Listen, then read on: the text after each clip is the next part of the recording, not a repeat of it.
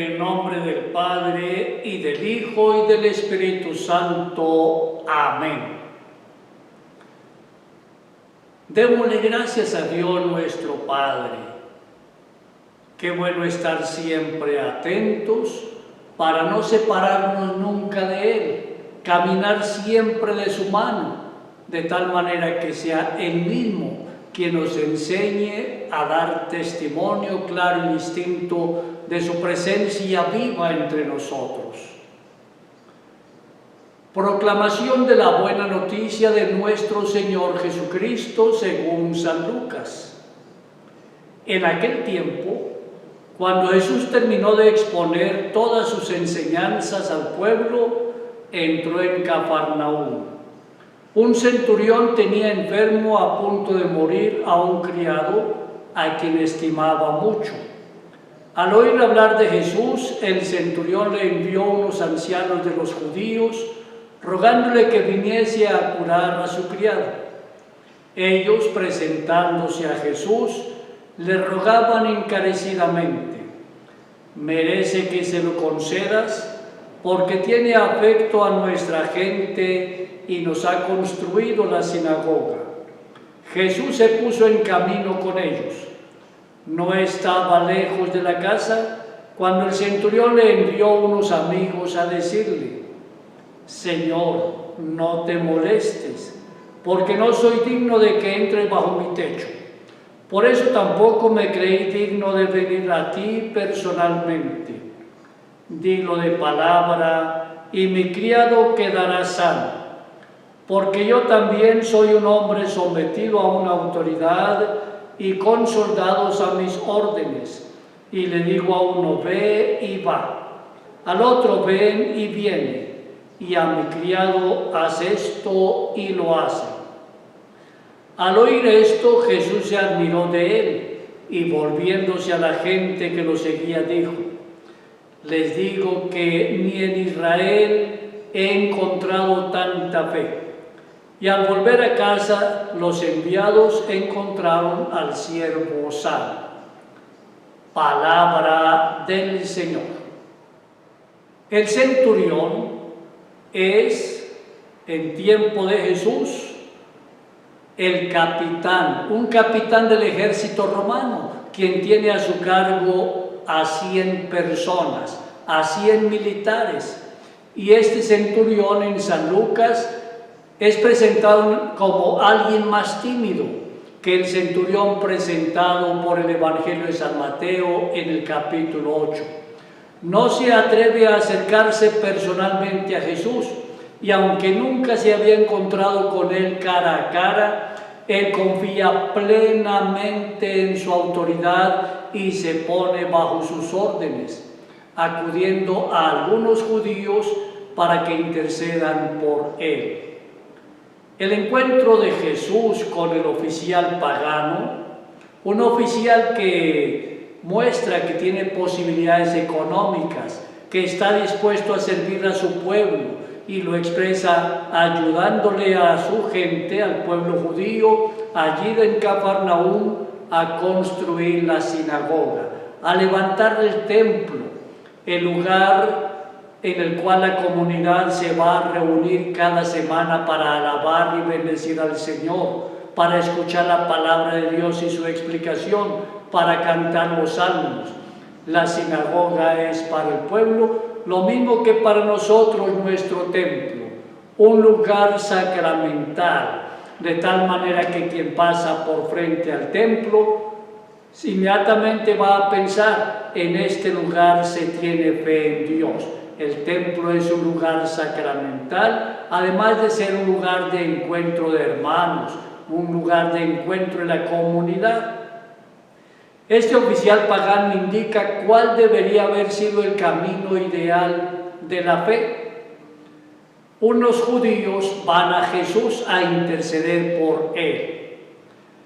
Y ya lo leemos en el libro del Génesis: a través de Abraham y sus hijos debía ser comunicado a los gentiles el plan de Dios, como nos lo dice San Lucas y como luego también nos enseña San Pablo en la carta a los Romanos, en el capítulo 3.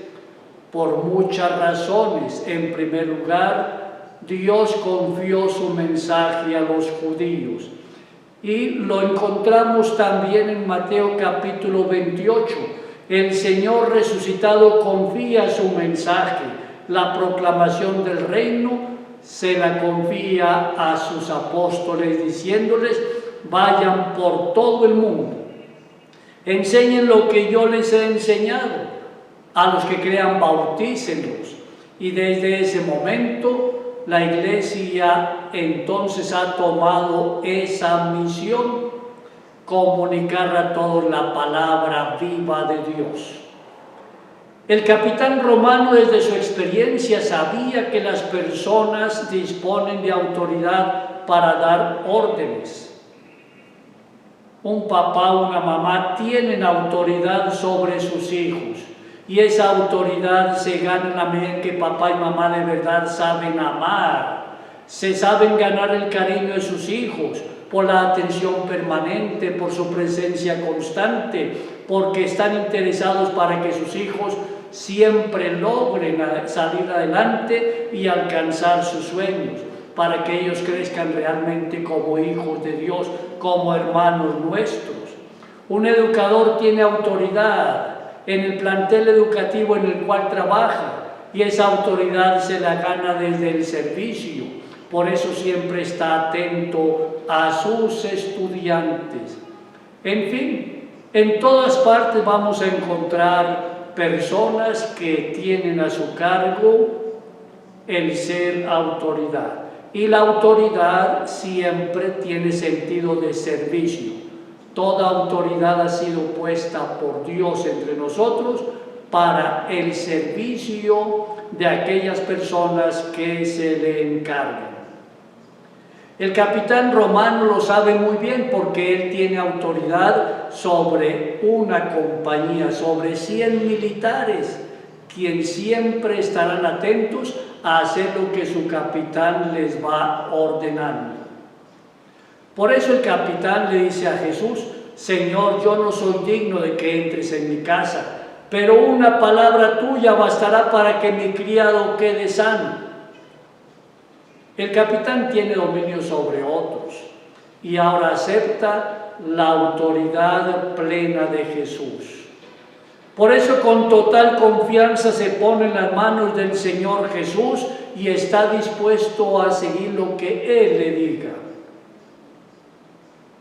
Aquí se exalta la fe de un pagano en la eficacia de la palabra de Cristo, quien termina afirmando: nunca he visto en Israel una fe tan grande. Vale la pena que nos preguntamos si nosotros, cristianos católicos, confiamos total y absolutamente en la palabra de Cristo, si estamos dispuestos a ponernos en sus manos y a hacer siempre su voluntad. El Señor Jesús tiene toda la autoridad sobre nosotros, pero seguramente nos falta crecer en la fe, para que confiemos cada día más y más a Él, para que de verdad, escuchando su palabra, la pongamos en práctica. Lucas nos enseña que en Jesús las barreras de religión desaparecen y que en y desde la fe es posible lograr lo que se le pide a Dios, puesto que Él es Padre de todos, absolutamente de todos. Ayer un joven se acercaba y me preguntaba: Padre, ¿es cierto que el Papa Francisco quiere unir todas las religiones? Pues resulta que el texto de hoy nos da una respuesta concreta.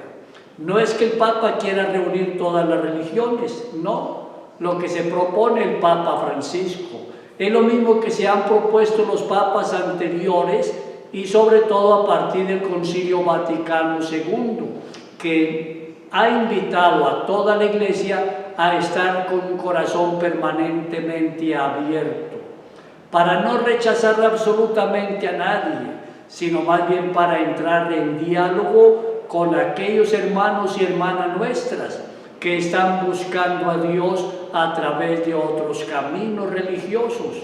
es el diálogo interreligioso, con algunas formas religiosas que llamamos nosotros iglesias históricas, por ejemplo los luteranos. Con ellos podemos entrar en una tarea de ecumenismo, con ellos sí hacer un esfuerzo permanente para que volvamos al querer del Señor, quien desea que su pueblo sea un solo rebaño bajo un solo pastor.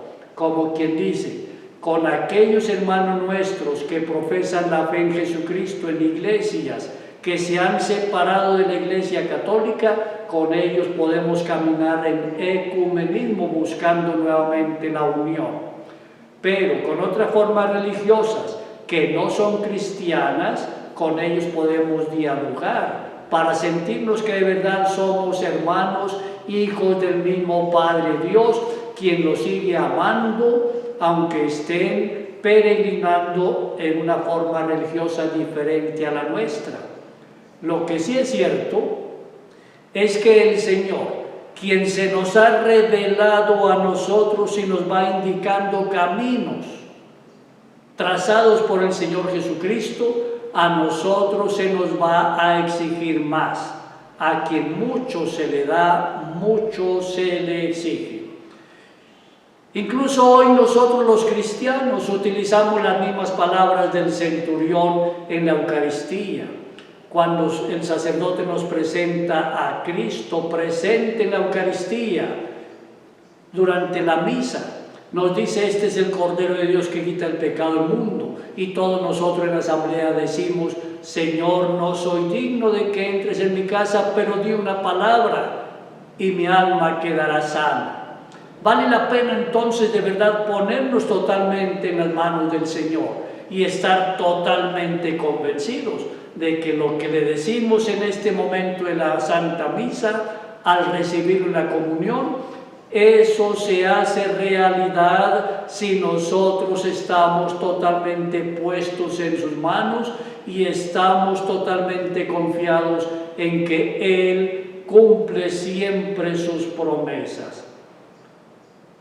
Qué bueno que el Señor pudiera decir de nosotros lo mismo que dijo de este capitán romano: no he encontrado en Israel una fe tan grande.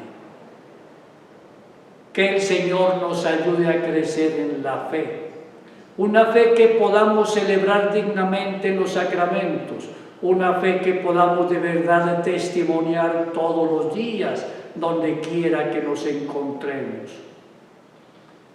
Pongamos a nuestra nación en las manos del Señor, oremos por todos y cada uno de los nuestros, pero tampoco dejemos de orar por aquellas personas que no conocemos, para que el Señor Dios, quien es nuestro Padre, entre al corazón de todos y nos siga animando en la construcción de su reino, que es justicia, paz y amor en el Espíritu Santo.